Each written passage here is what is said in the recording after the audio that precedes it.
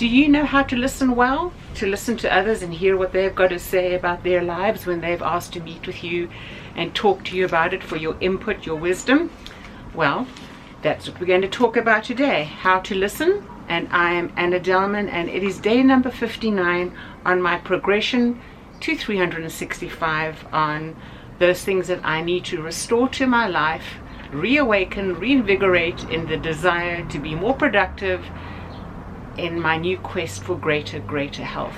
And that is after having had many years of just a slow down spiraling of negative health. Anyway, that's not what I'm here to talk about, my negative bad health experiences. It is to talk about how to listen. So when we need to listen to others, and we need to pay them the respect of listening, and to respect somebody, it's not to just sit down with them and interrupt them repeatedly with nonsensical questions, or to laugh at inappropriate times. Not when it's a serious discussion. Sure, you may want to lighten something, but we need to be so careful. So to listen is to pay attention, to listen intently, acutely to what is being said. Show interest. If need be, lean forward into the conversation, smile reassuringly, nod to affirm rather than express words when it is serious. Be aware of what is going on around you and the person at that moment. What are the distractions? Don't allow them to interfere. Grow in awareness to their reality. What were the facts and are the facts about their life that you need to know? And think through these things as they're speaking, yet do not be distracted by your thoughts while they are conversing with you. Observe their demeanor, observe their countenance, observe their life in general prior to the meeting and in the meeting, in your opportunity of conversation. Monitor their tone. Are they anxious? Are they sad? Now, these things might seem inconsequential to you, but if you truly want to listen to someone and understand what is going on in their life, you need to consider their tone and how they are saying something. Be curious to know more about what is being shared with you. If you don't have that curiosity and the expressions that accompany that, you're not going to delve down into the depth of what you need to know about them to be able to counsel them effectively. I have said respect, and it's on my note yet again. Be respectful of them. Be analytical. Think carefully about what they are sharing with you. Make sure that you are listening appropriately to what is being shared with the right amount of seriousness. Sometimes you get to hear awful things, and rather than respond to the awfulness of what you're hearing, you need to try and hear it in the context of how or what occurred. It could be a cultural normal for them, but to you it's an abomination. Those things you need to be sensitive and respectful of. It doesn't mean you agree with it. That's for conversation at another time with them. So respond with the correct emotional expressions, and then as you're thinking through that, the correct emotional response in your answer. You cannot express great anger unless it is appropriate to be angry with them, not angry at them, depending on what is being shared. And then acknowledge you've understood. And once you've acknowledged you've understood, that's when you prepare to respond. And sometimes I've been in counseling situations where I would listen to what was being said, and I was so horrified by the actions that had been taken against someone, or which somebody had fallen into, that I didn't know how to respond. And in those moments I would just be praying, Lord, help me to hear this the way you want me to hear it. Help me to keep listening in a way that's encouraging, to honor you, and to show this person through your care, through your word, the foundation you've given me in life, to encourage them that they too can change from that situation that they're sharing with me. That's what our responses need to look like, and I will talk more about that at another time. And it is July 16, so I wanted to look at Proverbs 16. I want to talk about only one verse today, and it is verse number 9. And the heart of man plans his way, but the Lord establishes his steps.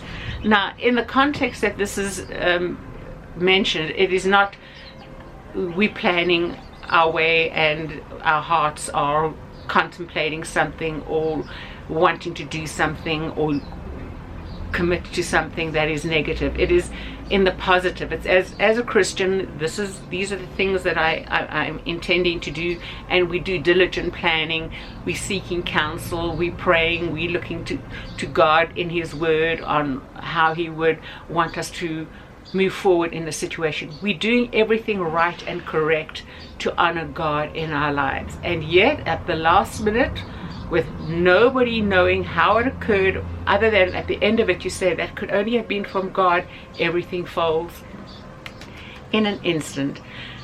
How do we respond in opportunities like that?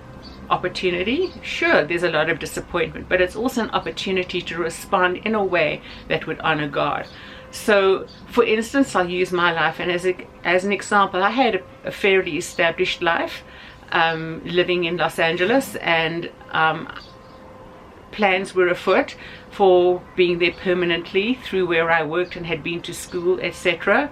And within one day, everything changed. I had commitments that I had made, but I had to obviously break them because everything changed in a day, and I needed to return to my home country.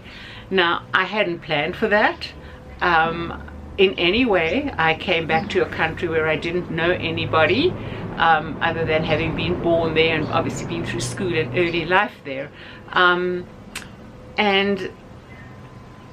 after I'd been here for a short period of time, I said to my close friends and my close community beyond the shores of where I'm at now, I said, if God ever made mistakes, I know he doesn't, and he never does, and he can't because he's God, but if he did make mistakes, my returning here was one of them, because everything went negative. I will talk about that in either Proverbs 17 or 18. There's a verse in there that I will address and that in more detail as a great example or application. However, getting back to my discussion of we planning our way, but God directs our steps by changing things. As I said, that if God had made a mistake, him causing the circumstances to return me here was one of them. And I believed that, or I wrestled with that. I knew God was sovereign. I knew he had brought me here for his glory, but yet I didn't like being here and I didn't want to be here. Again, I wrestled with it deeply. I got involved in good works. I did many good works in disability, with disability groups. And then at the start of COVID, that all changed. And I did have COVID. I did get it. I did contract it. But I did not have long COVID. It was just an overlapping of health that had slowly began, as I look back, to decline. And now that I look in hindsight, it even began 2 years when my body was a little different and I started slowing down. I required more sleep than normal.